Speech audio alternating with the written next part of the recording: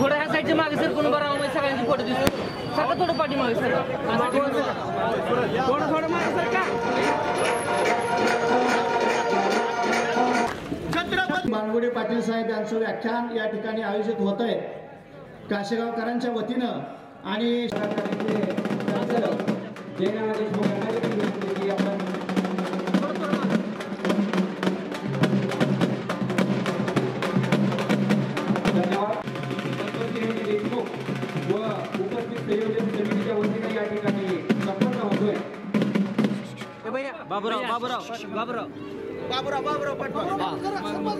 समोर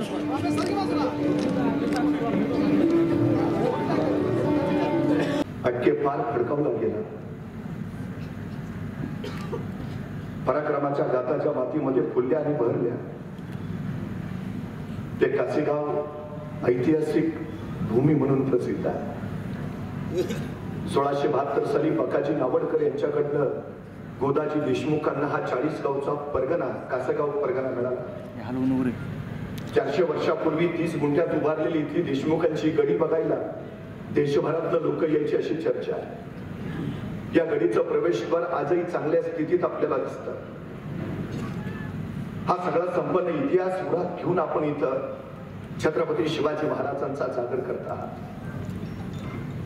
खर तर रेल्वे स्टेशनवर रिझर्वेशन साठी रांग लागली होती रांगेत बरीच माणसं होती आपला क्रमांक यायला वेळ होता पण एका सद्ग्रस्तानं तिथल्या शेंगेवाल्याकडनं काही शेंगा विकत घेतल्या शेंगा खात राहिला शेंगदाणे पोटात टाकत राहिला फलकाटा हातात साठवत राहिला हल्ली सगळीकडे स्वच्छता अभियान चालू असल्यामुळे त्याला फलकाटा विचारलं अहो मगापासून शेंगा खाल्ल्या शेंगदाणे पोटात टाकले पण फलकाटा हातात राहिली टाकू कुठं तसा रांगेतला मागचा माणूस म्हटला त्यात विचारताय काय एवढं टाका की पुढच्याच्या खिशात तसा मला काहीतरी काय सांगताय अहो स्टेशनवर उभा आहे उगाच त्याला कळलं तर मागचा माणूस म्हणला कशाचं कळतंय आता मागापासून मी तुमच्या खिशात केळाच्या साली टाकतोय तुम्हाला कळलं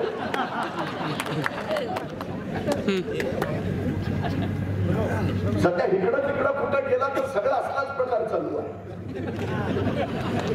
कोण कुणाच्या खिशात काय टाकतंय कोण कधी कुठल्या पक्षात जातंय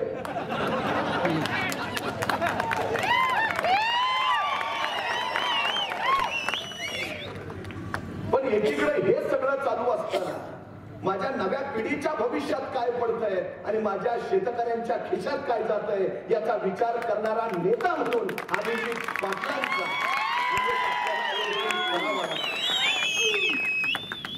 12 वर्ष बंद असलेला सांगोला साखर कारखाना त्यांनी सुरू केला 3 वर्ष बंद असणारा विठ्ठल सहकारी साखर कारखाना चालू केला 3000 रुपये प्रति टनाला दर त्यांनी दिला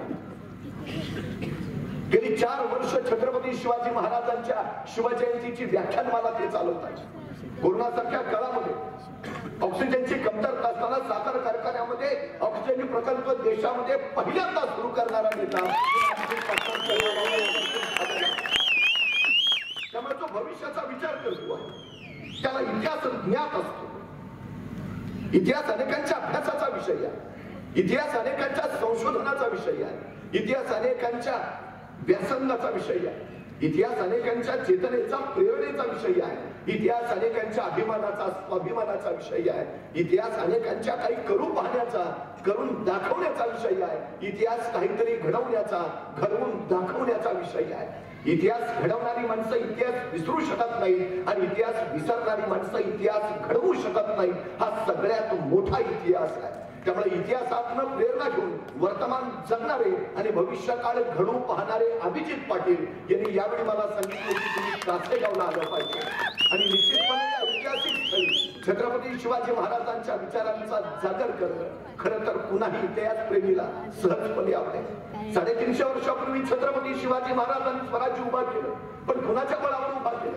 कोण होतं सोबतीला 18 पगड जातीची 12 मुंडे दराची जटी लंगोटीतली सगळी सोबत ही मंडळी महाराजांनी गोळा केली आणि त्यांच्या बळावर हे स्वराज्य उभा केलं. खरं तर 13, 14, 15, 16 वर्षाची पोरं महाराज गोळा करायचे, दूरवर एखाद्या जंगलात जायचे, जंगलातल्या आपल्या दाट झाडी या पोरांना तलवारबाजीचं युद्धाचं शिक्षण प्रशिक्षण द्यायचंय. पण कुणाला नकळत, कुणाला कळणार नाही अशा बेतानं आणि आपल्या जंगलात आज काय चाललंय ते बाहेर कुणाला कळू नये म्हणून शिवबाराजांनी जंगलाच्या बाहेरच्या झाडावर एक पोऱ्या उभा केलेला असायचा. त्याला सांगितलेलं असायचं, कुणी अनोळखी माणूस येताना दिसला की तू नुसता खुनेचा आवाज कर. तुझा खुनेचा आवाज ऐकला की आम्ही तलवारी शमशेर लपवून ठेवतो आणि विटीदांडूचा खेळ चालू करतो, म्हणजे कुणाला कळणार नाही आपला आज काय चाललंय ते. त्या दिवशी शिवबाराजांचा खेळ रंगात आला होता. आपल्या सोबत त्यांना तलवारबाजीचा युद्धाचं शिक्षण प्रशिक्षण दिलं जात होतं. त्याचवेळी जंगलाच्या बाहेरच्या झाडावर एक खुनेचं पोरगं टेहळणी करत बसलं होतं. त्याच वेळी त्याला दिसलं एक 15-16 वर्षाचं रांगडा पोरगं येताना. तसं खुनेचं पोर ठरवलं, नीट तिरकून बघितलं, येणारं पोर अनोळखी वाटलं. तसं बसल्या जागेवरून त्यांनी हुबेहूब मोराचा आवाज काढला. मोराचा आवाज म्हणजे कोण? शिवबाराजांना कळवायची की कुणी अनोळखी येतंय सावध राहा. शिवबाराजांनी मोराचा आवाज ऐकला. आपल्या सोबत त्यांना सांगितलं, अरे तलवारी शमशेर लपवून ठेवा, विटीदांडूचा खेळ चालू करा, कुणी अनोळखी येत आहे. पोरांनी तलवारी लपवल्या, विटीदांडूचा खेळ चालू झाला. तोपर्यंत जंगलाच्या बाहेरच्या झाडावरचं ते खुनेचं पोरगं टप्प दिशेखाली पडलं होतं. 15-16 वर्षाच्या त्या रांगड्या पुढं उभं राहिलं होतं आणि त्याला दबा करून विचारत होतं, कोण रे तू? आणि ते 15-16 वर्षाचं रांगडं पोरगं सांगत होतं, रामोशाचा बहिर्जीजी. काय काम काढलं सर? काय नाही जी, राजासनी भेटायचं होतं. का र? बोलू की राजाला? मग सांगतो. ते पोर म्हणलं, तो तर म्हणताच मी राजासनी सांगावून येतो. कुणीचं पोर गात गेलं, राजाला सांगू लागलं, राजा कुणी रामोशाचा बहिर्जी आलायची. राजा म्हणले, ते पाठवू ना. बहिर्जी आत आला, राजांपुढे उभा राहिला. राजाने विचारलं, काय काम काढलं सर? तसा बहिर्जी म्हणाला, राज आम्हाला मी तुमच्या खेळात घ्या की सर. विचारलं, काय येतं तुला? सगळं येतं. कसला बी आवाज करतो, कुणाची बी नक्कल करतो. राजा वेशांतर तर असा करतो की तुम्ही बी ओळखायचा नाही. राजाला पटलं वाटलं माणूस कामाचा. असं असं असं मग चलिये ये आत्तापासूनच आमच्या खेळात ये. तसा बहिर्जी गुटमळला. म्हटला, राज उद्यापासून येतो की जी? कारण नाही, बापाला सांगावा दिला असता. राजा बापाला सांगावा देऊन उद्यापासून येतो की जी? राजे म्हणले, ठीक आहे, ये उद्यापासून. बहिर्जी जायला म्हणाला, 5-6 पावलं गेला. अचानक काय म्हटलं कुणास ठाऊक, बहिर्जी पुन्हा माघार आला. राजाला म्हणाला, राज एक सांगू का जी? राजे म्हणले, बोल. नाही, कुणी अनोळखी माणूस आला तर तुम्हाला कळावं म्हणून तुम्ही झाडावर जो पोऱ्या उभा केलाय त्याला सांगा, त्या दिवसात मोर ओरडत नाही. नाही, कोणी जाणता माणूस याचा मोराचा आवाज ऐकायचा, तो विचार करायचा, या दिवसात जर मोर ओरडतच नाही तर आवाज आला कुठनं? ऐकत उचून चालला. कशी दऱ्याखोऱ्यातली गिरिकंदरातली हा चुंबी पुढं राजांचा गुप्तहेर प्रमुख झाला. आज जगामध्ये अमेरिकेची गुप्तहेर यंत्रणा रॉ आणि इस्रायलची मोसाद ही सर्वोत्तम गुप्तहेर यंत्रणा मानली जाते. यापैकी इस्रायलची मोसाद यंत्रणा सांगते, आम्ही बहिर्जी नाईकांना आणि छत्रपती शिवाजी महाराजांच्या गुप्तहेर यंत्रणेला आमचे आदर्श मानतो. आज जगभर छत्रपती शिवाजी महाराजांचं मार्गदर्शन घेतलं जातं. बंगालमध्ये वंगभंग चळवळ गतिमान करण्यासाठी रवींद्रनाथ टागोरांनी कविता लिहिली की जयस्तु शिवराय. वंगभंग चळवळीला गती मिळावी यासाठी रवींद्रनाथ टागोरांची ही कविता पहिल्यांदा ऐकवली जायची, चेतना मिळायची आणि बंगालमध्ये ही वंगभंग चळवळ त्याने यशस्वी झाली. तामिळनाडूमध्ये जाती विरोधी चळवळीला गती यावी यासाठी तिथं नायक म्हणून समोर आणले गेले ते छत्रपती शिवाजी महाराजच. छत्रपती शिवाजी महाराजांवर तिथे एक नाटक बसवलं गेलं. त्या नाटकामध्ये छत्रपती शिवाजी महाराजांचं काम करत होते अभिनेते गणेशन. हे गणेशन म्हणजे आताच्या अभिनेत्री रेखाचे वडील. पण त्यांनी महाराजांची भूमिका इतकी अप्रतिम केली की त्या नाटकानंतर या अभिनेते गणेशन यांना कायमच शिवाजी गणेशन म्हणूनच ओळखलं जाऊ लागलं. शिवरायांशी अशी असंख्य जण एकरूप झाले. व्हिएतनाम सारखं छोटस राष्ट्र तिचं 36 वर्ष झाली अमेरिकेसारख्या बलाढ्य सल्तनतीला झुंजवताय. 36 वर्ष झाली बलाढ्य अमेरिका या व्हिएतनामला अजून पराभूत नाही करू शकली. कारण काय माहिती आहे? या व्हिएतनामचा राष्ट्राध्यक्ष हू ची मिन्ह सांगतो, आम्ही अमेरिकेला पराभूत केलं याचं कारण आमच्याकडे एक महामंत्र होता आणि त्या महामंत्राचं नाव आहे छत्रपती शिवाजी महाराज. या हू ची मिन्हची समाधी व्हिएतनाममध्ये आहे. त्याच्या समाधीवर काय लिहिलंय माहिती आहे? त्याच्या समाधीवर लिहिलंय छत्रपती शिवाजी महाराजांचा मावळा येथे चिरविश्रांती घेतो आहे व्हिएतनाम मध्ये. त्या व्हिएतनामच्या परराष्ट्र मंत्री परवा दिल्लीत आल्यावर त्यांनी पहिला प्रश्न विचारला, इथं रायगड कुठे आहे? सगळे चकित झाले. का? मला रायगडावर जाऊन महाराजांच्या पदस्पर्शाला पुनीत झालेल्या त्या मातीला माझ्या मस्तकाला लावायचे आहे. छत्रसाल बुंदेलखंडाचा त्याच्याकडील शपथराय औरंगजेबाचे सरदार, पण औरंगजेबानं त्यांना मारून टाकलं आणि हा बुंदेलखंड संतापला. तो सरळ महाराजांकडे आला, मी आपली नोकरी करावी म्हणतो. आणि महाराज म्हणाले, छत्रसालजी तुम्ही आमच्याकडे आलात तर आमची ताकद जरूर वाढेल, पण आमच्याकडे नोकरी करण्यापेक्षा जे आम्ही महाराष्ट्रात केलं ते तुम्ही बुंदेलखंडात जाऊन करा. छत्रसाल बुंदेला महाराजांकडनं प्रेरणा घेऊन गेला आणि त्यांनी बुंदेलखंड स्वतंत्र केला. आसामचा राजा ओहम मोगलांच्या बलाढ्य शक्तीशी झुंजत राहिला, जिंकला. तो आसामचा राजा ओहम सांगतो, छत्रपती शिवाजी महाराजांमुळेच मी बलाढ्य मोगलांना पराभूत करू शकलो. जगाच्या कानाकोपऱ्यामध्ये कुरुक्षेत्र प्रांत कुठलाही असो, माणसं यशस्वी होत आहेत ती छत्रपती शिवाजी महाराजांच्या विचारांवर चालल्यामुळे. या शिवजयंती उत्सवाच्या निमित्तानं आपण तो जागर करतो आहोत. 350 वर्षापूर्वी महाराजांनी जे केलं ते दुर्दैवानं अजूनही आम्हाला साधलं नाही, ही आमची सगळ्यात मोठी अडचण आहे. 50 वर्षाचा आयुष्य महाराजांचं. त्या 50 वर्षाच्या आयुष्यात 10 वर्ष बालपणात गेली, 10 वर्ष घोड्यावर बसून रणांगणात युद्ध खेळण्यात गेली. उरली 30 वर्ष या राजांनी ही 30 वर्ष फक्त स्वराज्याचं सुराज्य करण्यात घालवली. स्वराज्य म्हणजे माझं राज्य आणि सुराज्य म्हणजे लोककल्याणकारी राज्य. महाराजांनी लोककल्याण हे राज्य कशासाठी, कुणासाठी? महाराजांना छत्रपती व्हायचंय म्हणून, महाराजांना राज्याभिषेक करायचंय म्हणून नाही. हे राज्य का? तर इथल्या रयतेस पोटास लावणी आहे म्हणून.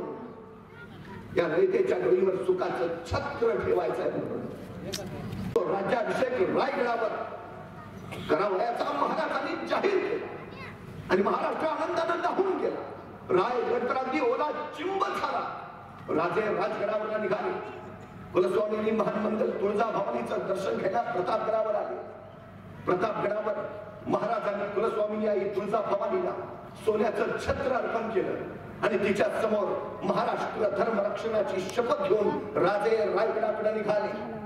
महाराजांनी महाराष्ट्र धर्म रक्षणाची शपथ घेतली. महाराष्ट्र धर्म या देशामध्ये कुठल्या इतर राज्यांच्या नावाने कधीच धर्म नाही झाला.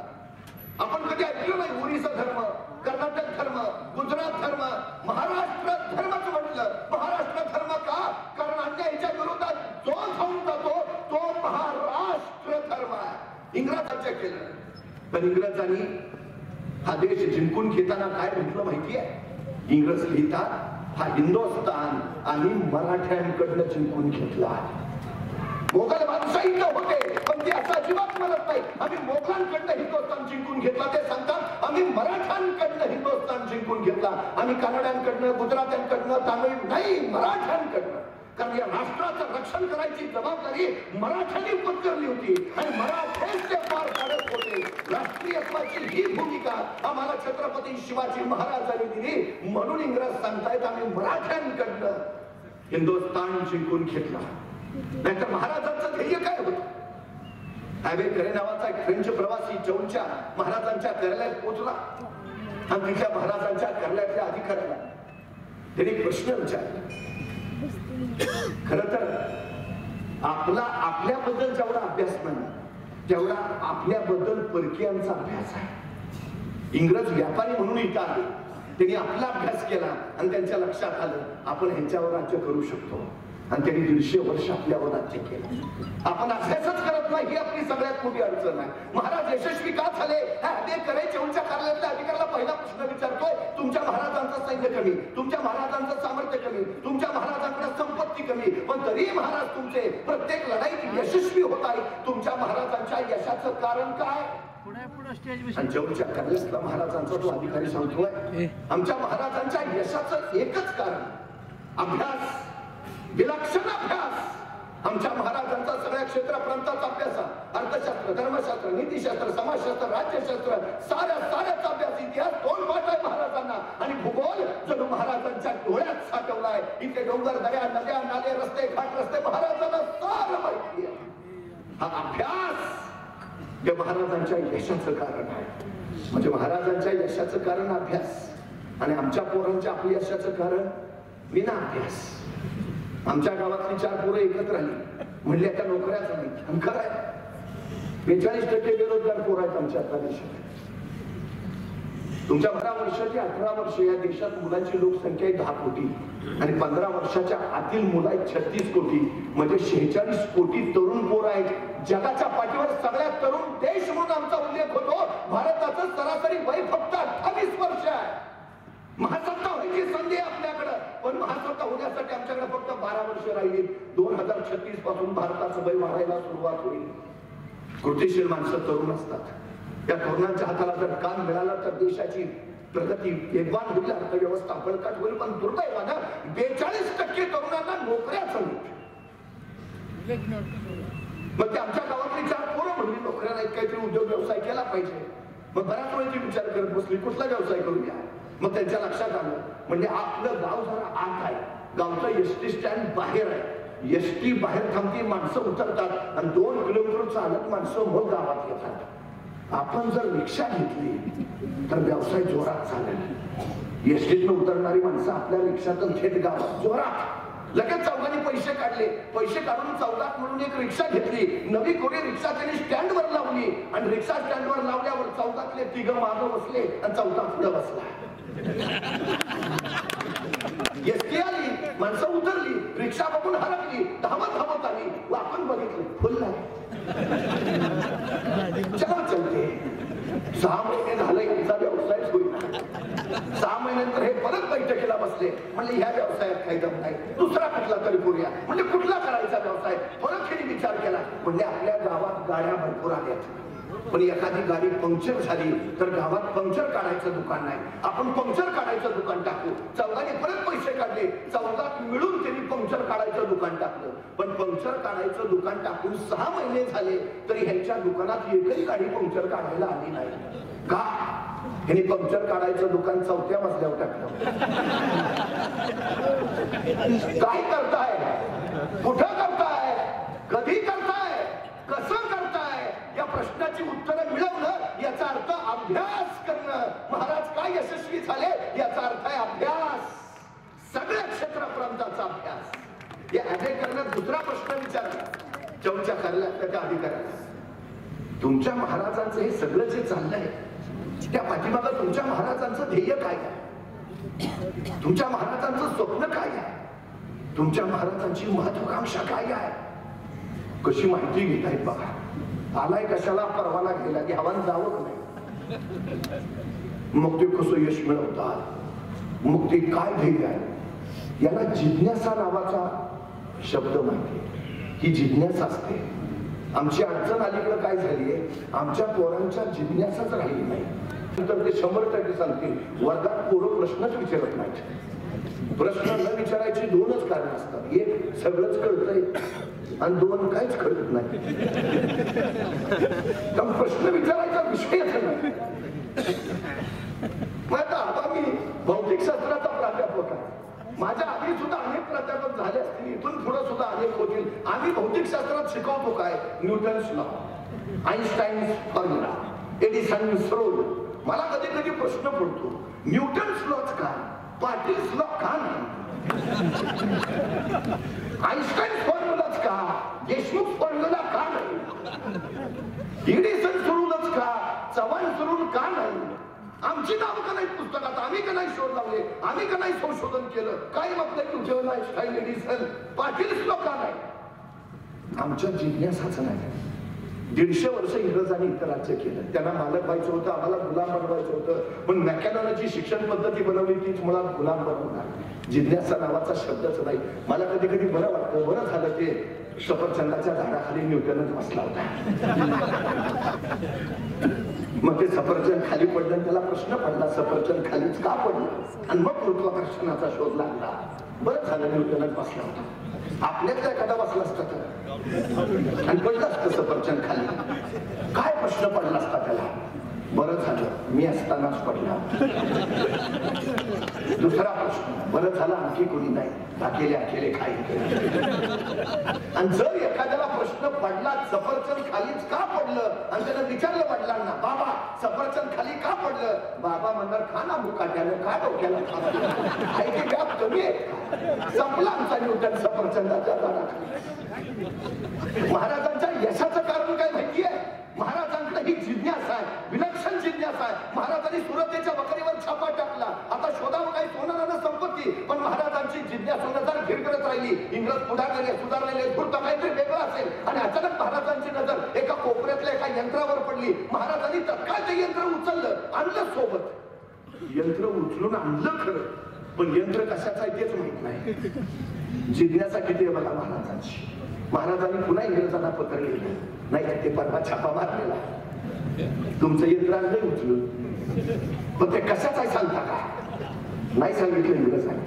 महाराजांनी स्वतः शोध घेतला हे यंत्र कशाचं आहे, आणि महाराजांना कळालं हे छपाई करायचं यंत्र आहे. उत्तम उत्तम उत्तम ग्रंथ छापता येतील, ज्ञान प्रवाहित करता येईल, हे यंत्र चालू झालं पाहिजे. महाराजांनी पुन्हा इंग्रजांना पत्र लिहिलं, हे छपाई यंत्र चालवणारा माणूस पाठवता का, नाही पाठवला इंग्रजांनी. महाराज सुरत मध्ये होते तेवढा काळ ते यंत्र चालू करायचा प्रयत्न केला, झाला नाही. महाराज यंत्र रायगडावर आले, रायगडावर त्या यंत्राला लिहिता मंडप म्हटलं जायचं, पण यंत्र सुरू झालंच नाही. शेवटी त्यांनी ते सुरतच्या भीमजी पारेख नावाच्या माणसाला दिलं आणि सांगितलं हे यंत्र चालू करा, छपाई करा, सुरू करा. आणि सुरतच्या भीमजी पारेखनं महाराजांनी दिलेलं ते यंत्र सुरू केलं आणि हिंदुस्थानातला पहिला छापखाना सुरत मध्ये चालू झाला, ज्याचं नाव होतं श्री शिवाजी छापखाना. छपाई कलेचे जनक छत्रपती शिवाजी महाराज. विलक्षण अभ्यास आणि प्रचंड जिज्ञासा हे महाराजांकडे असणारे कोण अलौकिक गुण आहेत. सगळ्याच महत्वाची महाराष्ट्र धर्म महाराजांनी त्यातून घडवलाय, त्यातून निर्माण केलाय, त्यातून उभा केलाय. आणि खरं सांगू, महाराष्ट्र राज्याची स्थापना ज्या दिवशी झाली त्या दिवशी शिवजयंती होती. आचार्य अत्रे त्यावेळी असं म्हणाले की शिवजयंतीच्या दिवशी महाराष्ट्र राज्य निर्माण होणं म्हणजे जणू काही महाराष्ट्राच्या रूपानं छत्रपती शिवाजी महाराजच पुन्हा जन्माला येणं. हा महाराष्ट्र म्हणजेच छत्रपती शिवाजी महाराज, तो महाराष्ट्र धर्म जो शिवरायांचा धर्म. त्या महाराष्ट्र धर्म रक्षणाची शपथ घेऊन महाराज प्रतापगडावर निघाले. रायगड तर अगदी आनंदानं राहून गेला होता. महाराजांचे सगळे जीवलक सोबती राज्याभिषेकाच्या तयारी लागले होते. मोरपंथ फुलापंथ ग्राजपंथ बाळाच्यावची अनाजी दत्तो हंगरराव मोहिते आनंदराव मकाची हिराजी फरसन म्हातारे मेहतर नागोजी जेते हे सगळी माणसं राज्याभिषेकाच्या तयारी. कोण धांदल उडाली होती त्यांची. परदेशी पाहुणे सुद्धा राज्याभिषेकाला अनेक जण आले होते. इंग्रजी सत्तेचा प्रतिनिधी हेनरी ऑब्जंडेन, फ्रेंच, गोवेकर, पोर्तुगीज, भाग्यनगरचे प्रतिनिधी, बिजापूरच्या आदिलशाहीचे प्रतिनिधी, निजामशाहीचे प्रतिनिधी, कुतुबशाहीचे प्रतिनिधी, असंख्य पाहुण्यांचा मेळ रायगडावर. राजे छत्रपती होणार या सगळ्या धांदलीत मात्र अनेक मावळ्यांची चर्चा चालू होती. लाखो वर्षातला हा क्षण येतो. महाराज छत्रपती होत आहेत, पण हे राज्य उभं राहावं यासाठी असंख्यांनी समर्पण, असंख्यांनी त्याग केला. कुणीतरी म्हणायचं स्वराज्याची पायाभरणी करणारे बाजी पासलकर आज असायला हवे होते. ते कान्होजी जे नाईक देशमुख ते असायलाच हवे होते. तो अफजलखान 40,000 फौज घेऊन चालून आला आणि सगळ्या सरदारांनी पुत्र काढली, येऊन मिळा नाहीतर घराघरावरनं गाढवाचा नांगर फिरवेल. काय फिटो गद्दार जाऊन मिळाले खानाला लगेच खंडोजी खोपड्यांसारखे. असंच एक पत्र कान्होजी जे नाईक देशमुखाला आणि ते पत्र घेऊन कान्होजी जे नाईक देशमुख महाराजांकडे आले. राजा खानाचा खलिदा आला. राजा म्हणजे काय म्हणतो, मग तो असाल तसे आम्हा चालेल बा, नाहीतर पतनावरनं पोळाभरावरनं घराघरावरनं गडवाचा नांगर फिरवेल. तसे महाराज म्हटले, मग कान्होजी काका तुम्हीच निर्णय घ्या, कान्होजी काका म्हणजे काय बोलता राज? तसं नव्हे काका, पण तुमच्या वतनाचा प्रश्न आहे, पोराबाळांचा प्रश्न आहे, तुमच्या घराघराचा प्रश्न आहे.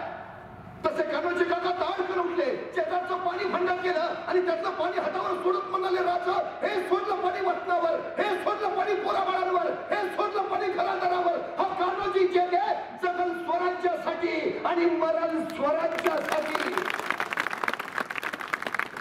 राजा रणमैदानात जेवढी हाडं दिसतील, ज्या हाडातनं शिवराय शिवराय आणि स्वराज्य स्वराज्य ऐकू येईल, ती हाडं या कान्होजी जगेला देशमुखाची असतील. देशमुखांनी कोण त्याग केला, कोण समर्पण आहे? मावळे सांगत होते, आज हे सगळं रुपडं बघायला कान्होजी हे असायला लागते होते. गोलखिंडीमध्ये 300 बावळ्यांशी सिद्धीजवळच्या प्रपाताला उडून देवणारे ते पाचे प्रभू कडाडले होते. जाऊन सांगत आहे मला, जोपर्यंत राजा विशाळगडावर पोहोचत नाही तोपर्यंत हा बाजी प्राण सोडणार नाही. राजे विशाळगडावर पोहोचण्याचे आवाज झाले आणि शिर तुटले, बाजी कोसळले. बाजी प्रभूंच्या समर्पणानं ती घोडखिंड पावन कीर्तच. असे किती सांगा, आमच्या तानाजींना रायबाचं लग्न काढलंय, पत्रिका द्यायला महाराजांकडे आला. राजा रायबाच्या लग्नाला यायचं बरं का. मात्र राजांची नजर कोंढाण्यावर आणि कोंढाण्याकडे पाहता पाहता राजे तानाजीला म्हणाले, ताना कोंढाणा घ्यायचं म्हणे रे. तसे सर्दी सुटले तानाजी, हातातल्या पत्रिका फेकल्या. राजा आधी लगीन कोंढाण्याचं मग रायबाचं, आणि पोराचं लग्न टाकून तानाजी कोंढाण्याचं लग्न करायला गेले. गेले गेले गेले असे गेले की रायबाचं लग्न करायला परतच नाही आले. मला राहून राहून गोष्ट पडतो, काय दिलं असेल महाराजांनी तानाजीला? का महाराज म्हणले असतील तानाजीला, ताना तेवढा कोंढाणा घ्या, मग पंचायत समितीच्या तिकिटाचं तुमचं बघतो. हे राज्य उभारावं, हे श्रींचं राज्य निर्माण व्हावं, यासाठी असंख्याने समर्पण केलं. राजांना तानाजीची आठवण येत होती. तानाजी त्या तत्वाची ही पहिली पायरी तुमचीच तर आहे. त्या पुरंदरावर दिलेर खानाशी झुंजणारे आमचे मुरारबाजींचा अरबपणी शौर्य बघून दिलेर खान म्हणाला, अरे मुरारबाजी का लढता, का मरता? वज्रगड पडलाच आहे, पुरंदर सुद्धा घेऊ, तुम्ही का मरता? त्यापेक्षा या बादशाह जागीर देतील आणि कडाडले मुरारबाजी. अरे माझ्या राजानं मला काय कमी केलंय म्हणून येऊ तुझ्याकडं? मराठे तुटतील, फुटतील कुठले? हात काय ही कडाडती निष्ठा, कोण निष्ठा? त्याच वेळी महाराजांना आठवलं, राज्याभिषेकाला अवघे काही महिने बाकी आहेत. घोड्यांच्या बागेत काम करणारा महाराजांचा शिलेदार, ज्याचं नाव कंतोजी गुजार, निर्धाराच्या जयसिंह स्वराज्यावर चालून आले 3.5 लाखाच्या फौजेनिशी. आणि निर्धाराच्या जोखला उघड्या मैदानात राजांना पराभूत करणं कठीण, काव्यानं डाव टाकला पाहिजे. आणि निर्धाराजाला कळाला, राजांचा जीव गडात नाही, राजांचा जीव किल्ल्यात नाही, राजांचा जीव प्रांत प्रदेशात नाही. शिवाजी राजांचा जीव आहे तो इथल्या रयतेत आहे. आणि बघा मिरझाने त्याच रयतेला छळायला सुरुवात केली. गावाच्या गावात जाणी, खुल्याम कत्तल्या रमल्या, आक्रोशिक काळ्या रोड्या, रक्ताच्या चिरकांड्या मोडत्यांसाठी प्रेतांचं काच, यातनांचा हल्ला कंडल उडाला आणि राज्य टाकले. राज्य कुणासाठी? रयतेसाठीच ना. मग रयतच वाचत नसेल तर राज्य वाचून काय उपयोग? आणि राजांनी 10चा प्रस्ताव मिरझाकडे पाठवला. आणि मिरझा म्हणाले, राजे पुरंदराचं 23 किल्ले आम्हास बहाल करावे लागतील.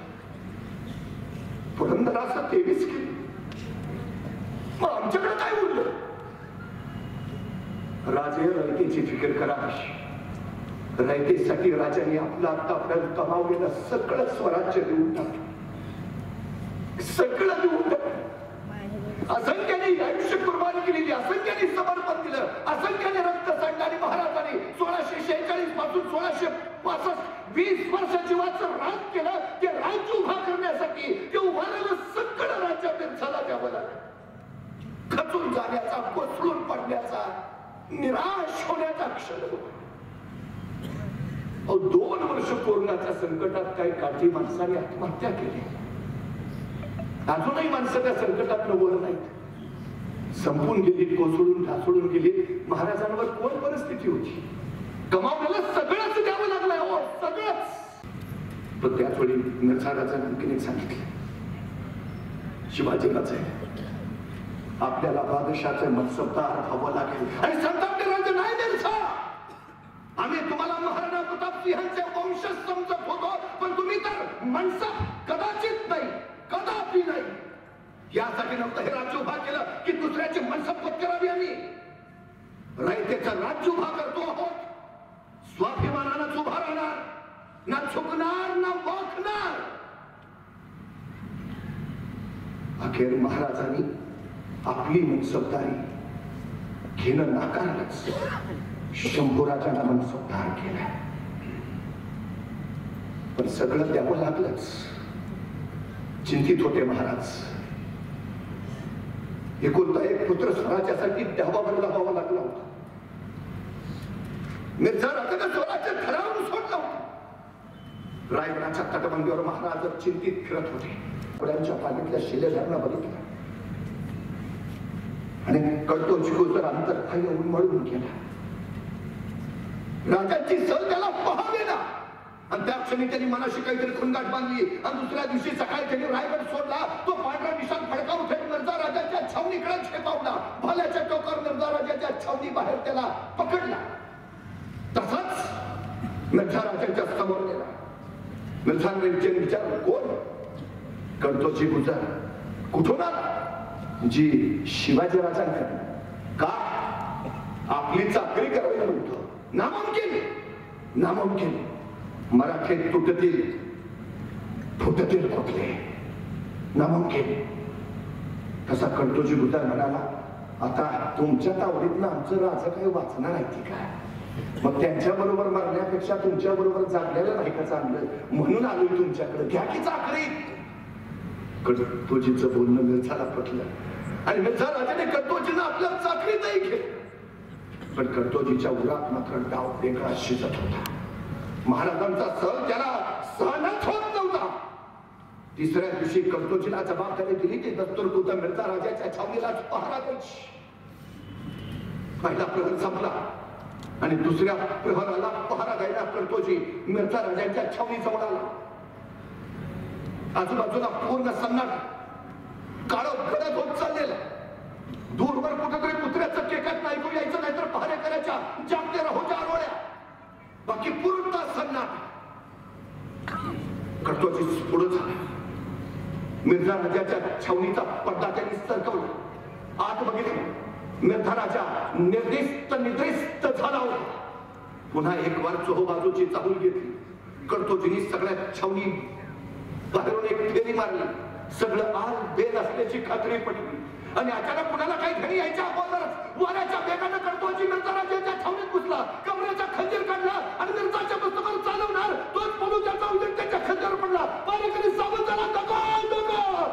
कळतोजीच्या त्या हालचालीनं मिर्झा धडपडत जागा झाला. कळतोजी वरच्यावर पकडला गेला. थरथरत असलेला मिर्झा विचारात राहिला, तुझी ही हिंमत या मिर्झावर वार करायची? तसा कळतोजी काढला. मिर्झा, एक वार तुला सोड, इथंच उभा कापेल. मराठ्याची औलाद आहे. देत असताना सुद्धा कळतोजीचा हा जोश. मिर्झा राजे म्हणाला, शमशेर लाव हमारी. शमशेर लाव हमारी म्हटल्याबरोबर आजूबाजूच्या वाटला आता बहुतेक कळतोजीची गर्दन छटलीच झाला. ती राजपुती शमशेर आली. मिर्झा राजाने हातात घेतली. पण अचानक पवित्रा बदलला आणि ते राजपुती शमशेर कळतोजीच्या समोर धरत मिर्झा राजे म्हणाले, आम्ही कदर करतो तुझ्या बहादुरीची. त्या मिर्झावर वार करायला खूप मोठी जिगर लागते. तू दाखवलीस, हे बक्षीस तुझ्या या बहादुरीच. कळतोजीने ती राजपुती शमशेर घेतली आणि मिर्झा राजे म्हणाले, बिंदोक जा, माझा कुठलाही सरदार सैनिक तुला अडवणार नाही, जा. कळतोजी जायला म्हणाले. 5-6 पावलं गेले. अचानक मिर्झा म्हणाला, रुजाव. कळतोजी थांबले, मागं वळून पाहिलं आणि मिर्झा राजे त्यांना म्हणाले, जाऊन सांग तुमच्या राजांना, ज्या राजांकडे तुझ्यासारखी माणसं त्या राजांचा कुणी पराभव नाही करू शकत. तुम्ही आजपासून तुम्ही कर्तोजी नाही, आजपासून तुम्ही प्रतापराव, आमचे प्रतापराव गुजर. कर्तोजीला प्रतापरावी महाराजांनी पदवी दिली. खर तर महाराणा प्रताप सिंहजींना आपले आदर्श मानायचे. ज्या गडावर अफजल खान मारला त्या गडाला नाव सुद्धा महाराजांनी महाराणा प्रताप सिंहांच्या बरोबरच दिल्या. रायगडाच्या बालेकिल्ल्यातल्या आपल्या दिवाणखान्यात महाराजांच्या समोर महाराणा प्रताप सिंहांची तस्वीर असायची. पायथ्याशी प्रतापराव गुजरांची छावणी पडली होती आणि त्याच वेळी प्रतापरावांना निरोप मिळाला. तिथंच घटप्रभेच्या काठावर असणाऱ्या नेसरीच्या खिंडीत या टहलखानाचा तळ पडला. दिवस थंडीचे. शेकोटी करून प्रतापराव शेकत सोबत्यांसोबत होते. अचानक महाराजांचे ते शब्द त्या समोरच्या भडक्या ज्वाळेसारख्या प्रतापरावांचं मन चालू लागले. आम्हाला तोंड दाखवू नका. आणि प्रतापरावांची नजर त्या ज्वाळ्यात रोखली गेली. एक ज्वाळा फडकली, त्याची ठिंगी उडाली, प्रतापरावांच्या डोळे चिरली आणि उठले. प्रतापराव कडाडले, कोण येतो सोबत. आणि उठला विठोजी, उठला सिद्धोजी, उठला कृष्णाजी, उठला सिद्धी हिलाल. बघता बघता सागर सज्ज झाले. प्रतापरावांनी सागर घोड्यावर मान टाकली, घोड्याला टाच दिली आणि हर हर महादेव करत हे 7 वीर त्या नेसरीच्या किंडीत दहलवकराच्या सेना सागरावर तुटून पडले. त्या गर्द काळोखात सपासप कडतल चालू झाली. प्रतापराव त्यांच्या कानात फक्त त्यांना एकच वाक्य ऐकत होतं, त्या बहलोलचं मस्तक छाटल्याशिवाय आवाज तोंड दाखवू नका. प्रतापराव त्या बहलोलला शोधत होत्या. बहलोल खा. पण तोपर्यंत बहलोलचं सैन्य जागा झालं. बघता बघता सगळं सैन्य उभं राहिलं आणि या 7 वीरांवर तुटून पडलं. खालून आगवर आग बाजूनी समशेर उतरली सहस्र क्रूर इमानी. गर्दीत लोपले 7 जीवते मानी. खग 7 जळाले अभिमानी मनव्यात. वेळात मराठे वीर दौडले 7. हे पण शौर्य गाजवलं पण बळ तोकडं पडलं. हे 7 वीर त्या महाशिवरात्रीच्या दिवशी त्या भगवान शिवशंकराला समर्पित झाले. शिवरायांचा राज्याभिषेक मराठी मनांचं स्वप्न पूर्णत्वाला जावं यासाठी या 7 वीरांनी स्वतःचं समर्पण दिलं. दगडावर दिसतील अजून ते थल्या टाचा, ओढ्यात तरंगे अजून रंग रक्ताचा, क्षितिजावर उठतो अजून मेघ मातीचा. अद्याप वीरांनी कुणी वाऱ्यावरती गाथ. वेगात मराठे वीर दौडले 7. त्या संख्यांच्या समर्पणातूनच तर हे स्वराज्य उभा राहिलं. रायगडावर या साऱ्यांचं स्मरण होत होत. असंख्यांचे डोळे पाडावत होते. पण तोपर्यंत रायगडावर राज्याभिषेकाच्या धार्मिक विधीला सुरुवात झाली. महाराजांची मुंज करण्यात आली. पट्टराणी सोयराबाईंना अभिषेक अधिकार मिळावा यासाठी त्यांच्या महाराजांचा समंत्रक विवाह करण्यात आला. इतर राण्यांबरोबर सुद्धा विवाह झाले. 4 जून एकादशी उजाडली. महाराजांची स्वर्ण तुला झाली. चांदी तांबे दस्त कथील सोनं लोखंड मीठ दायपत्री जायफळ फळं मसाले दूध या सगळ्या पदार्थांनी महाराजांची तुला करण्यात आली. तुलेमध्ये वापरलेले हे सगळे पदार्थ दानधर्म म्हणून वाटण्यात आले. मासाहेब जिजाऊ हे सगळं अभिमानी डोळ्यानं पाहत होत्या. हे स्वराज्य हा महाराजांचा राज्याभिषेक हे शहाजीराजे आणि मासाहेब जिजाऊ यांचं संकल्पित होतं. ते आज सत्यात उतरत होतं. मासाहेबांना आठवला तो बेंगलोर मधला काळ. शिवबाराजे 12 वर्षाचे होते आणि मासाहेब जिजाऊ आणि शहाजीराजेने एक विलक्षण निर्णय घेतला. स्वतःचा संसार बाजूला सारला आणि स्वराज्याचा प्रपंच उभा करण्यासाठी ठरवलं. थोरले पुत्र संभाजीराजे शहाजीराजांबरोबर बेंगलोरातच राहतील आणि धाकटे पुत्र शिवबाराजे मासाहेब जिजाऊंच्या सोबत पुण्यात येतील. शिवबाराजे महाराष्ट्रात राज्य विस्तार करतील आणि संभाजीराजे कर्नाटकात उद्याचं विस्तीर्ण साम्राज्य उभा राहील. आणि ठरल्यानुसार 12 वर्षाचे शिवबाराजे मासाहेब जिजाऊंच्या सोबत पुण्याकडे निघाले. त्यावेळी एका पित्यानं आपल्या या पुत्राला काय द्यावं. आपला पुत्र कुठे निघाला की आम्ही काय देतो. डबा खा बाबा. आई आणखी काळजीने सांगते, नीट जा, नीट ये. आणखीच काळजीची असली तर म्हणते, बसमध्ये बसताना मधल्याच सीटवर बस. बाळ म्हणतं का? नाही, पुढलं कोणी ठोकलं तरी तू सुरक्षित, मागलं कोणी धडकलं तरी तू सुरक्षित. बाळा तू जगला पाहिजे. 12 वर्षाच्या शुभराजाला शहाजीराजांनी काय दिलं? स्वप्न दिलं, ध्येय दिलं, महत्वाकांक्षा दिली. संस्कृत ज्ञानी असणाऱ्या शहाजीराजांनी संस्कृत मधून तयार केलेली मुद्रा आपल्या या 12 वर्षाच्या पुत्राच्या हाती सोपवली. काय होता मुद्रा? प्रतिपंच चंद्र लेखेव वर्धिष्णो विश्ववंदिता शहसुनो शुभसंशा मुद्रा भद्राय राजते. एक पिता आपल्या 12 वर्षाच्या पुत्राला काय सांगतोय? प्रतिपदेच्या चंद्राच्या कलेप्रमाणे तुमचं राज्य वाढत वाढत जाईल आणि एक दिवस ते विश्वाला वंदनीय होईल. अजून शिवराजे इंदोरातच आहेत, महाराष्ट्रात जायचे, स्वराज्याला सुरुवात व्हायची आहे. तरी आधीच शहाजीला सांगतात, आम्हाला खात्री आहे. शहाजीराजे असं नाही म्हटले, जमेल का, कराल का, होईल का? सवालच नाही. जमणारच. आमच्या पोरांच्या चुका काढण्यापेक्षा त्यांचं कौतुक करायची संधी शोधा, म्हणजे पोरं इतिहास घडवतील. ही महाराजांनी दिलेली, शहाजीराजांनी दिलेली मुद्राच शिवरायांनी राज्याभिषेकाच्या वेळी आपले राजमुद्रा म्हणून जाहीर केली. आणखी काय दिलं होतं शहाजीराजांनी? छोटं मंत्रिमंडळ दिलं होतं. उद्या तुम्ही तुमचं स्वतःचं मंत्रिमंडळ उभा करा. आणि महाराजांनी राज्याभिषेकाच्या वेळी या छोट्या मंत्रिमंडळाचं अष्टप्रधान मंडळात रूपांतर केलं. अष्टप्रधान पित्यानं दिलेला संपन्न वारसा आणखी विस्तारित केला. अष्टप्रधान मंडळ उभा केलं. आता महाराजांचं अवघं लक्ष कशाकडे आहे? स्वराज्याच्या कारभाराचे 2 प्रकार आहेत, एक लष्करी प्रशासन आणि दुसरं मुलकी प्रशासन. स्वराज्य उभा करणं ही एक गोष्ट आणि उभा केलेलं स्वराज्य लोककल्याणकारी करणं ही दुसरी गोष्ट. 10 वर्ष रणांगणावर लढले, पण 30 वर्ष महाराज लोकांचं कल्याणकारी राज्य उभा करण्यात झटले. हे वैशिष्ट्य आहे. म्हणून अष्टप्रधान मंडळात लष्करी प्रशासनातला फक्त एकच माणूस आहे, सरसेनापती हंबीरराव मोहिते. उरलेले 7ही जण सिव्हिल ऍडमिनिस्ट्रेशन मधले आहेत, मुलकी प्रशासनातले. आजचा महाराष्ट्र जो कृषी प्रधान दिसतोय ना, त्याचं साधना दिलं पाहिजे. याचं कारण हा महाराष्ट्र सह्याद्रीच्या दऱ्याखोऱ्यांचा होता. इथं शेतीसाठी जमीनच उपलब्ध नव्हती. पडीक जमीन लागवडी खाली आणायचं सगळ्यात मोठं कार्य छत्रपती शिवाजी महाराजांनी केलं. 5 हात लांब 5 कसू 14 फुटींची लांबकाठी हे जमीन मोजणीचं परिमाण महाराजांनी शोधून काढलं. या परिमाणाच्या आधारे महाराष्ट्रातल्या जमिनीची महाराजांच्या हयातीत 3 वेळा मोजणी झाली. आता आमच्या नावावर जे सातबारे दिसत आहेत, त्या सातबाऱ्यांचे निर्माते राजे शिवछत्रपती शिवाजी महाराज नसते तर तुमच्या माझ्या नावावर सातबारे सुद्धा दिसले नसते. महाराष्ट्रातलं पहिलं धरण शिवाजी महाराजांनी बांधलं. पुण्याजवळच्या खेड शिवापूरच्या आंबील ओढ्यावरचं धरण जाऊन बघूया.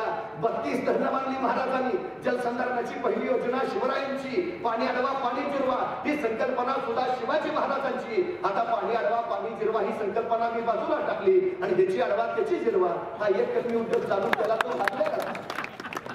पडतो आणि आम्हाला शिवकालीन पाणी योजना चालवावी लागली. महाराजांनी तत्कालीन सुभेदारांना सत्ता आज्ञा दिल्या. गावोगावी जागोरी काढा, शेतकऱ्यांच्या अडचणी समजून घ्या. कोणास बीज नसेल द्या, खत नसेल द्या, बैला जोडी नसेल द्या. जैसे होईल तैसे शेतकरी सुखी होईल ते पहा. जगाचा पोशिंदा वाचला पाहिजे. शिवप्रभूंचा तोच वारसा अभिजित पाटील पुढे नेतायचा. तो शेतकरी स्पष्ट केली. बरीच जमिनी लागवडी खाली आणणाऱ्यांना प्रोत्साहन अनुदान दिलं महाराजांनी. पहिली 5 वर्ष त्याला सारच नाही. तत्कालीन काळात 40 प्रकारचे कर होते आणि ते आदिलशाही निजामशाही वतनदार असायचे, नाडायचे, पिडायचे, छळायचे, रयतेला जाम लुटायचे. 36,000 गोळा करायचे, 300 वर पाठवायचे, बाकीचे खिशात टाकायचे. महाराजांनी स्पष्ट सांगितलं, गड्या पाडा, गावात येऊन राहा. वतनदारी मोडली आणि वेतनदारी चालू केली. जगात वेतनदारी सुरू करणारे पहिले राजे म्हणून आम्हाला महाराजांचंच नाव घ्यावं लागतं. महिन्याच्या महिन्याला पगार ही संकल्पना शिवाजी महाराजांची. बरीच जमिनी लागवडी खाली आणणाऱ्यांना पहिली 5 वर्ष साराचं नाही. 5व्या वर्षी 12.5%, त्याच्या पुढच्या वर्षी मग 25%, त्याच्या पुढच्या वर्षी मग आणखी पुढचा 10 वर्ष त्याला साराच नसायचा. आणि सारा कसा? उत्पन्नात यायचा 2 भाग सरकारला बर बी बियाणं सरकार देणार, खत सरकार देणार, बैलजोडी सरकार देणार, शेतकऱ्यांना पदरचं घालायचं नाही, त्यानं फक्त कष्ट करायचे, उत्पन्न काढायचं, 3 भाग स्वतःला घ्यायचे, 2 भाग सरकारला. दुष्काळ पडला कर्ज दिलं जात होतं, अडचण आली कर्ज माफ केलं जात होतं. महाराष्ट्रातली कर्जमाफी करणारे पहिले राजे म्हणून आम्हाला छत्रपती शिवाजी महाराजांचं नाव ठेवलं. हे 350 वर्षापूर्वी केलं महाराजांनी. सगळ्यात महत्वाचं अष्टप्रधान मंडळाचं काम काय? हे सिव्हिल ऍडमिनिस्ट्रेशन, मुलकी प्रशासन. आणखी काय केलं होतं महाराजांनी? शहाजीराजाने आपल्या शिवबाराजांना भगवा ध्वज दिला होता. पण त्यावेळी शहाजीराजे म्हणाले होते, ध्यानी घ्या शिवबाराचे, हा भगवा पेलणं कुणालाही शक्य होत नाही. मनगटात रग आणि छातीत धग असावी लागते त्यासाठी. कारण हा भगवा साधा नाही, हा भगवा प्रभू श्री रामचंद्रांचा, हा भगवा भगवान श्रीकृष्णांचा, हा भगवा रामकृष्ण हरी म्हणत वारीला जाणाऱ्या वारकऱ्यांचा, हा भगवा हर हर महादेव म्हणत रणांगावर उतरणाऱ्या धारकऱ्यांचा, हा भगवा शौर्याचा पराक्रमाचा, भगवा त्यागाचा, भगवा समर्पणाचा. राजे हा भगवा फडकत राहू द्या. राजांनी शहाजी राजांनी दिलेला तोच भगवा राज्याभिषेकाच्या वेळी स्वराज्याचा राष्ट्रीय ध्वज म्हणून निवडला. रायगडावर आल्या गेल्यांचं स्वागत करत होता. 5 जून द्वादशी उजाडली. रायगड गुड्याने भर फुलांनी सजला, तोरणं बांधली गेली.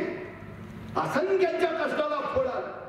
आज महाराज लोककल्याणकारी राज्य उभा करत होते, राज्याभिषेक होत होता. तसे महाराज सर्वसामान्य लोकांच्या हृदय सिंहासनावर कधीच आरूढ झाले होते. आज होते धर्मसिंहासनावर आरूढ होणार होते. सूर्योदयाला 2 घटिका कमी असताना महाराजांच्या राज्यारोहणाचा मुहूर्त होता. पण तत्पूर्वीच विधीला आरंभ झाला. मंडपामध्ये असलेल्या आसंदीवर राजांनी आरोहण केले. पाठोपाठ पट्टराणी सोयराबाई, युवराज संभाजीराजे येऊन बसले. महाराजांच्या मागासलेल्या अष्टप्रधान मंडळ त्यातले पेशवे मोरोपंत पूर्वेला तुपाचा कलश घेऊन उभा राहिले. सरसेनापती हंबीरराव मोहिते दक्षिणेला दुधाचा कलश सावरून उभा राहिले. अष्टप्रधानांनी आपापल्या जागा घेतल्या. गागाभट्ट पुढे झाले. मंत्रघोष चालू झाला. आधी सप्त सिंधूंचा अभिषेक महाराजांवर व्हायला लागला. गंगा, यमुना, गोदावरी, कावेरी, शरयू, सिंधू या सप्त नद्यांचा अभिषेक झाला. मग समुद्र स्नान झालं. मग महाराजांना सुवासिनी वळ. महाराजांनी शुभ्र वस्त्रे परिधान केली, स्वर्णलंकार घातले, शस्त्रास्त्रांची पूजा केली, शिवधनुष्य, कट्यार, तलवार धारण केली. आणि महाराजांनी आई तुळजाभवानीला, मासाहेब जिजाऊंना, ज्ञानीजनांना आणि उपस्थित साऱ्यांना वंदन केलं. आणि महाराज राजसभेकडे निघाले. राज्यसभेच्या प्रवेशद्वारावर 2 प्रचंड बलाढ्य हत्ती स्वर्णलंकार घातलेले आणि 2 पांढरे शुभ्राश्व महाराजांच्या स्वागतासाठी उभा होते. ज्यांनी 4 पादशाह पालत्या घातल्या आणि नूतन सृष्टी उभारली, त्या शिवरायांच्या स्वागताला सारे आतुरले होते. महाराज येते झाले. राज्यसभेतल्या मठात एक सुबक सुंदर लांब लचक चौथरा होता. त्या चौथऱ्यावर आणखी एक चौथरा आणि त्या चौथऱ्यावर अष्टस्तंभी मेघडंबरी मंडप होता. आणि त्या मंडपात होतं 32 मणी सुवर्ण सिंहासन. मराठी अस्मितेचा, मराठी स्वाभिमानाचा अभिमान झालेलं ते 32 मणी सुवर्ण सिंहासन. रामजी दत्तो या सुवर्णकारानं हे 32 मणी सुवर्ण सिंहासन बनवलं होतं. हे सिंहासन बनवताना महाराजांनी मोरोपंतांना विचारलं, मोरोपंत एवढा खर्चिक राज्याभिषेक आपल्या खजिन्याला केलेलं का? आणि मोरोपंत म्हणाले, अजून असे 10 राज्याभिषेक आपण करू शकतो एवढं धन खजिन्यात आहे. 1646 साली महाराजांनी स्वराज्याला आरंभ केला तर स्वराज्याचा महसूल होता 36,000 रुपये आणि राज्याभिषेकाच्या वेळी स्वराज्याचा महसूल होता 3,500 कोटी रुपये. काय उभारलंय महाराजांनी? त्या रयतेच्या राज्याचा ऐश्वर्य. सिंहासन तयार करतानाच राजे मासाहेबांना म्हणाले, मासाहेब सिंहासनच तयार करायचं झालं तर एवढं मोठं सिंहासन तयार करा की आमच्या सगळ्या मावळ्यांना त्याच्यावर बसता आलं पाहिजे. एक शिवराय छत्रपती नाही होणार मासाहेब, या मातीत उगवलेला प्रत्येक जण छत्रपती असेल. हे राज्याभिषेक फक्त शिवरायांचा नव्हता, तो या मातीत उगवलेल्या प्रत्येकाचा होता. काशेगावकरांच्या वतीनं आणि संयोजन कमिटीच्या वतीनं मनपूर्वक आभार मानतो या ठिकाणी स्वागत करतो. खरंच आज शिवविचारांचा विचार माणसांच्या जनमनामध्ये जागृत होणं काळाची गरज आहे. आजचा काळ आणि राजे निघाले, तख्ताच्या पायऱ्या चढू लागले, मंत्रघोष चालूच होता.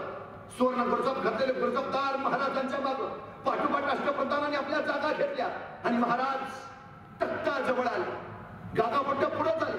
सिंहाचा मुखवटा असलेला सुवर्ण राजदंड त्यांनी महाराजांच्या हाती दिला. महाराजांनी त्या सुवर्ण राजदंडाला नमन केलं आणि तो हाती घेतला आणि महाराज उजवा गुडघा टेकून पदस्पर्श न करता सिंहासनावर आरोहण करते झाले. मंत्रघोष संपला आणि गागाभट्टांनी महाराजांच्या मस्तकावर सुवर्ण छत्र धरलं आणि गागाभट्टांच्या डोळ्यात दुमदुमत करतली. क्षत्रिय गुलामतंस राजाधिराज श्रीमंत श्री छत्रपती शिवाजी महाराज की आणि महाराजांच्या राज्याभिषेकाचा जयध्वनी सारा सुमंतांनी नादात पसरला. राजे छत्रपती झाले.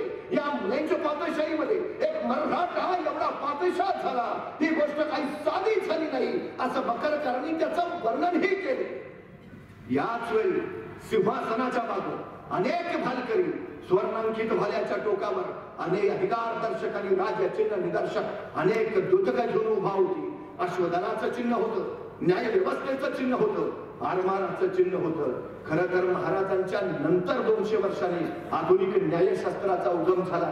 पण हेनरी ऑक्झेलियन लिहून ठेवतो, महाराजांच्या राज्याभिषेकाच्या वेळी सिंहासनाच्या बाजूला सुवर्णांकित भाल्याच्या टोकावर समपातळीत लोंबणारी सोन्याची 2 तराजूची पारडी होती. निपक्ष न्यायाचं प्रतीक महाराजांनी 350 वर्षापूर्वीच आपल्या राज्यात उभारलेलं, रयतेला ग्वाही दिली. हे राज्य न्यायाचं असेल, हे राज्य समतेचं असेल, हे राज्य समानतेचं असेल, हे राज्य भेदभाव विरहित असेल, हे राज्य स्त्री सन्मानाचं असेल. नियुक्त दिल्या. महाराजांनी स्वराज्याची घटना सुद्धा तयार केली, ज्याला कानून जाप्ता म्हटलं जाईल. किती काळजी घ्यावी महाराजांनी.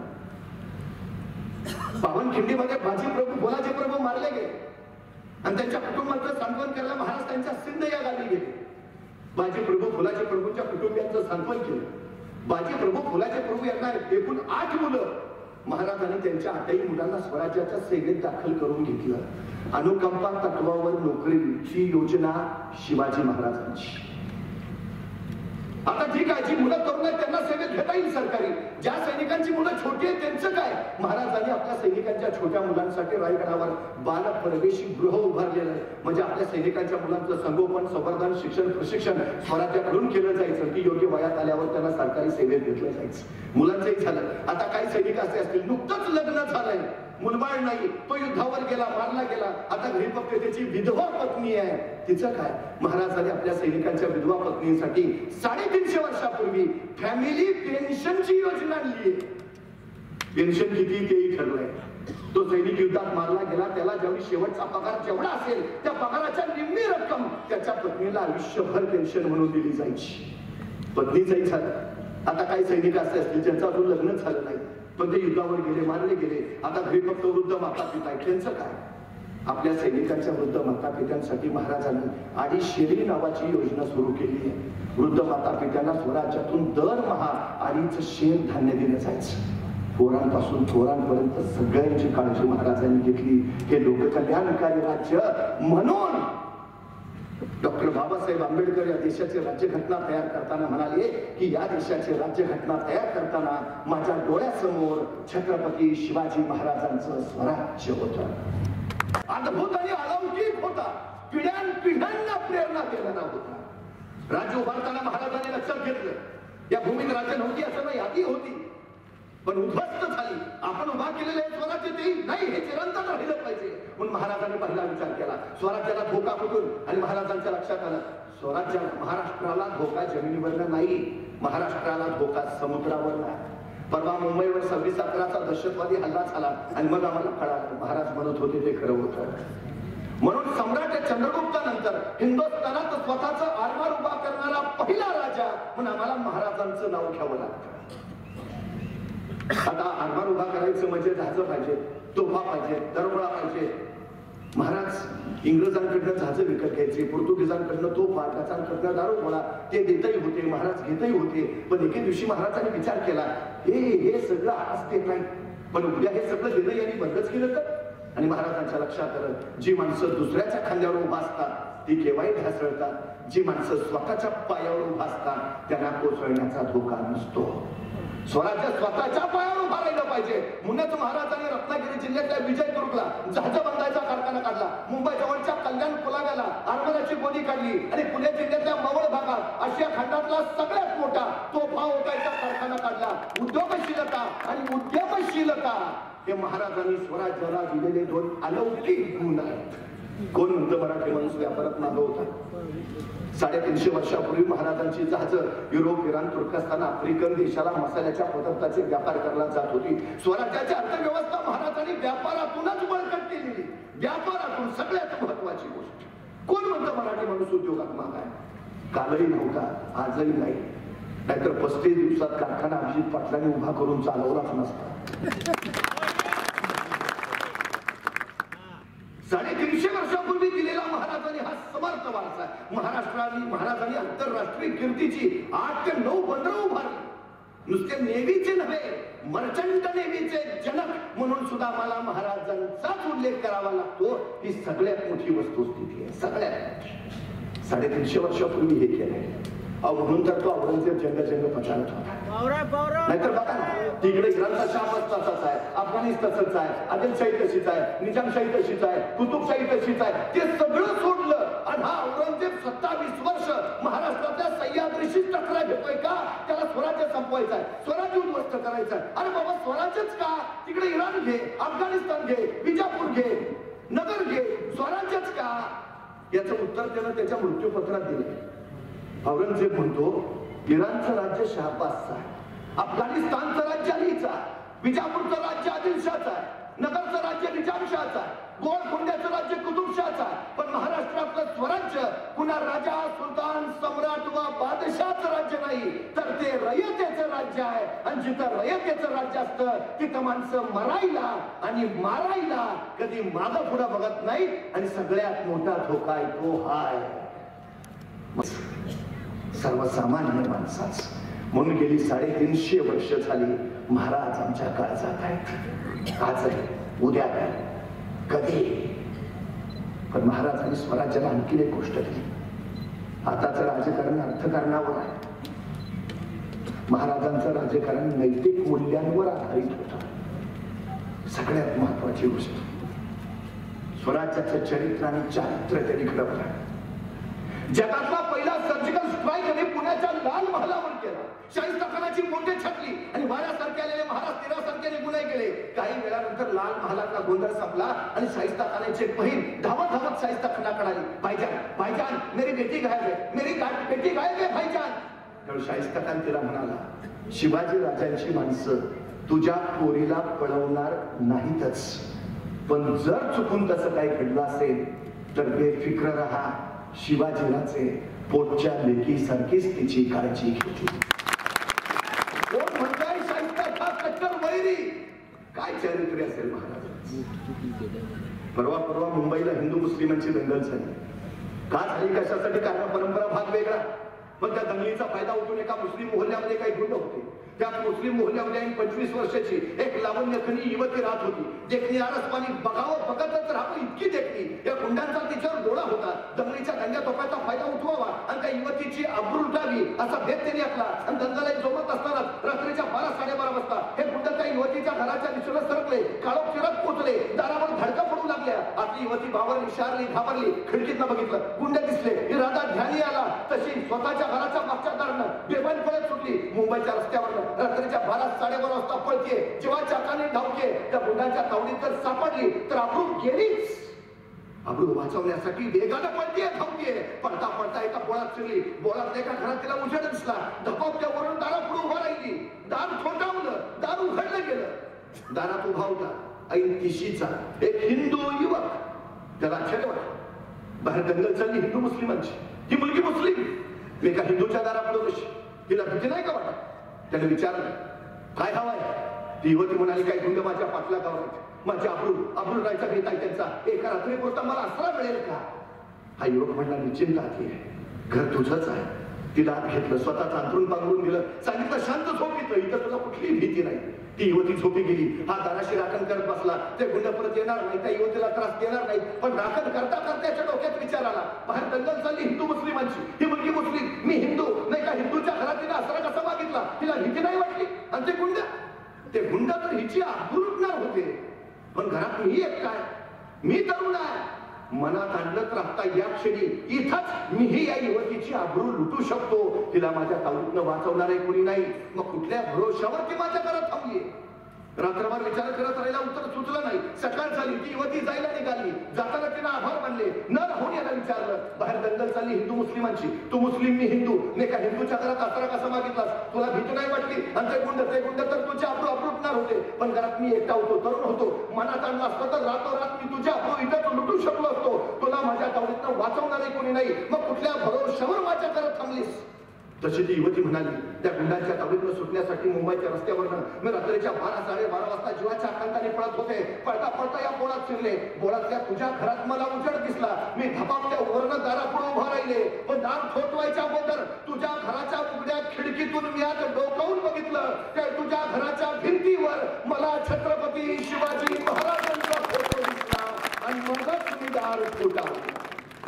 कारण मला माहिती आहे, ज्या घरात छत्रपती शिवाजी महाराजांचा फोटो आहे, त्या घरात कुणाच्याही अब्रूला धोका नाही. 350 वर्षानंतर माझ्या पिढ्याला तो संपन्न वारसा दिला ते छत्रपती शिवाजी महाराज. त्यांच्या पावनभूमीत तुम्ही आम्ही जन्माला आलो, हे केवढं आपलं भाग्य. श्री शिवरायांच्या विचारांवर पावलं टाकावीत, स्वराज्य आणि सुराज्य उभा करावं, हीच तर अपेक्षा आहे. त्याच अपेक्षेने अभिजितजी पाटील निश्चितपणे लोककल्याणकारी आणि शेतकऱ्यांच्या हिताचं कार्य आपल्या सगळ्यांच्या हातून हो अशी अपेक्षा व्यक्त करतो. थांबतो.